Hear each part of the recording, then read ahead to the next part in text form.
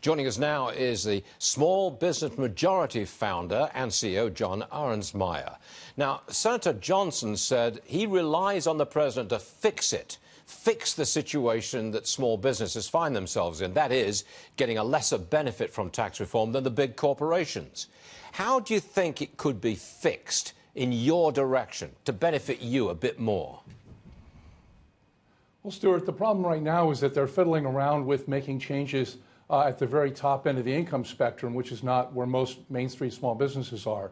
If you really wanted to fix the problem, instead of adjusting how much can be deducted at the very upper rates, because quite frankly, 13% of 87% of small businesses don't even pay at the rates that are going to be affected by that. We've proposed giving a flat automatic deduction of $25,000 to everybody from the bottom up and phasing that out when you hit the 25% income bracket. You're not going to get that. You can't have such a radical shift. I don't think you can get that, sir. At the very last minute like this, I don't think you're going to get such a big shift like that. Well, I think what you're highlighting, Stuart, is the fact that this bill has been rushed through in a matter of weeks instead of taking the time to have hearings, to have ideas like ours and others really considered. The last time tax reform was done, everybody's talking about this 30 years ago, it took 2 years for people to put the ideas together. It was months and months and months of hearings. So I would agree with you. It's not likely that many things that should be changed will happen in the next couple of days. But that's exactly the part of the problem with this process. If you were a senator, a Republican senator at this moment, would you say no? Would you reject the tax package as it stands now? Would you say no? Yes, I would, because then you will sink the you will never get any kind of tax cut. You'll never get the president's growth agenda going again, and the Republicans will be toast next year. Well, this isn't about partisan politics. It's about doing what's best for small businesses. And right now, the way the law is written is the vast majority of the benefits are going to go to hedge funds, real estate investment trusts, and others at the very top end of the income spectrum, and very little is going to go to Main Street small businesses. So it's really not a question of partisan politics. It's a question of doing what's best for the American economy. And right now, passing a bill that's going to blow a $1.5 trillion hole in the deficit when we have relatively low unemployment. Wait a minute. You don't believe in dynamic scoring?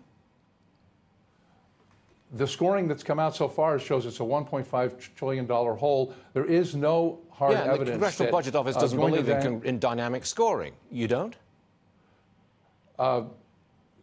There are many, many different opinions on this, but there's very little evidence that giving tax cuts to the very wealthy are going to trickle down and produce tremendous economic growth commensurate with the hit to the deficit. I'm really surprised to hear this. I would have thought that tax cuts to businesses, big and small, tax cuts for individuals would stimulate the economy and be of great benefit to small businesses.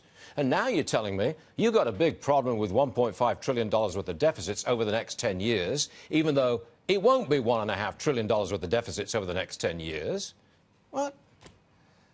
Well, there's ways to pay for it by eliminating a lot of deductions that are there right now. I mean, the $1 trillion cost of allowing offshore income to be deferred, we could fix that. There's absolutely no reason for that provision to be in here. And all of the cuts you're talking about, Stuart, the vast majority are targeted to very, very large pass-through entities and very wealthy individuals. 70% of the benefits of pass-through income go to the top 1% of earners. If you want to talk about stimulating the economy, we need to have a tax cut that's targeted to the middle class and targeted to ordinary Main Street small business owners. That's what's going to put more money in the economy, not what's written right now. Okay, we'll bring you back later on, because I've got a disagreement with you. I think you're totally wrong, but there's room for debate on this show.